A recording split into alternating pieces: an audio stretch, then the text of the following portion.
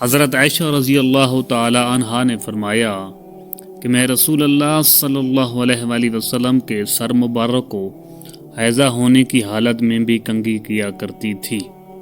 صحیح بخاری حدیث نمبر 295۔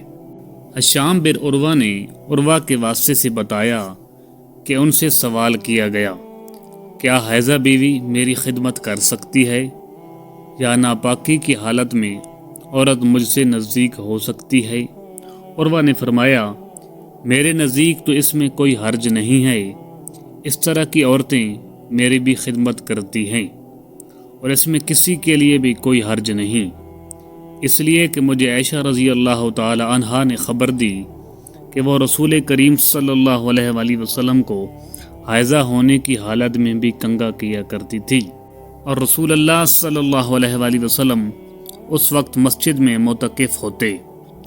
آپ اپنا سر مبارک قریب کر دیتے اور حضرت عائشہ رضی اللہ تعالی عنہا اپنے حجرہ ہی سے کنگھا کر دیتی، حالانکہ وہ حیضہ ہوتی۔ صحیح بخاری حدیث نمبر 296۔ حضرت عائشہ رضی اللہ تعالی عنہا نے بیان کیا کہ نبی کریم صلی اللہ علیہ وآلہ وسلم میری گود میں سر رکھ کر قرآن مجید پڑھتے، حالانکہ میں اس وقت حیض والی ہوتی تھی۔ صحیح بخاری حدیث نمبر 297۔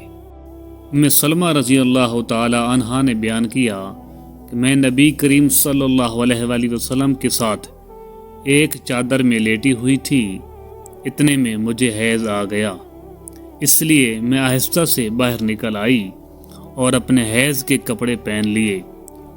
حضور صلی اللہ علیہ وآلہ وسلم نے پوچھا، کیا تمہیں نفاس آ گیا ہے؟ میں نے عرض کیا، ہاں۔ پھر مجھے آپ نے بلا لیا اور میں چادر میں آپ کے ساتھ لیٹ گئی۔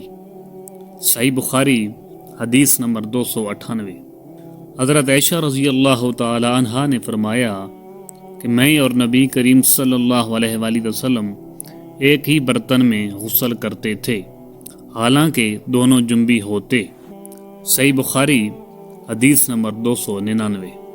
حضرت عائشہ رضی اللہ تعالی عنہا نے فرمایا کہ آپ مجھے حکم فرماتے، پس میں ازار باندھ لیتی، پھر آپ میرے ساتھ مباشرت کرتے، اس وقت میں حیضہ ہوتی۔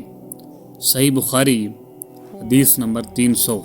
حضرت عائشہ رضی اللہ تعالی عنہا نے فرمایا کہ آپ صلی اللہ علیہ وآلہ وسلم اپنا سر مبارک میری طرف کر دیتے، اس وقت آپ اعتکاف میں بیٹھے ہوئے ہوتے اور میں حیض کی حالت میں ہونے کے باوجود آپ کا سر مبارک دھو دیتی۔ صحیح بخاری حدیث نمبر 301۔ حضرت عائشہ رضی اللہ تعالی عنہا نے فرمایا، ہم ازواج میں سے کوئی جب حیضہ ہوتی، اس حالت میں رسول اللہ صلی اللہ علیہ وآلہ وسلم اگر مباشرت کا ارادہ کرتے تو آپ ازار باندھنے کا حکم دے دیتے، باوجود حیض کی زیادتی کے، پھر بدن سے بدن ملاتے۔ آپ نے کہا، تم میں ایسا کون ہے جو نبی کریم صلی اللہ علیہ وآلہ وسلم کی طرح اپنی شہوت پر قابو رکھتا ہو؟ صحیح بخاری حدیث نمبر 302۔ نبی کریم صلی اللہ علیہ وآلہ وسلم اپنی بیویوں میں سے کسی سے مباشرت کرنا چاہتے اور وہ حیضہ ہوتی تو آپ کے حکم سے وہ پہلے ازار باندھ لیتی۔ صحیح بخاری حدیث نمبر 303۔ رسول کریم صلی اللہ علیہ وآلہ وسلم عید الاضحیٰ یا عید الفطر میں عیدگاہ تشریف لے گئے، وہاں آپ عورتوں کے پاس سے گزرے اور فرمایا، اے عورتوں کی جماعت، صدقہ کرو، کیونکہ میں نے جہنم میں زیادہ تم ہی کو دیکھا ہے۔ انہوں نے کہا، یا رسول اللہ، ایسا کیوں؟ آپ صلی اللہ علیہ وآلہ وسلم نے فرمایا کہ تم لان تان بہت کرتی ہو اور شوہر کی ناشکری کرتی ہو، باوجود عقل اور دین میں ناقص ہونے کے میں نے تم سے زیادہ کسی کو بھی ایک عقل مند اور تجربہ کار آدمی کو دیوانہ بنا دینے والا نہیں دیکھا۔ عورتوں نے عرض کی کہ ہمارے دین اور ہماری عقل میں نقصان کیا ہے یا رسول اللہ؟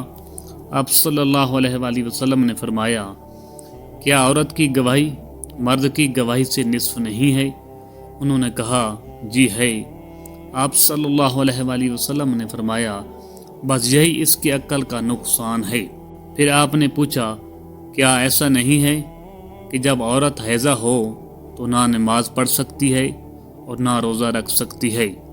عورتوں نے کہا ایسا ہی ہے۔ آپ صلی اللہ علیہ وآلہ وسلم نے فرمایا کہ یہی اس کے دین کا نقصان ہے۔ صحیح بخاری حدیث نمبر 304۔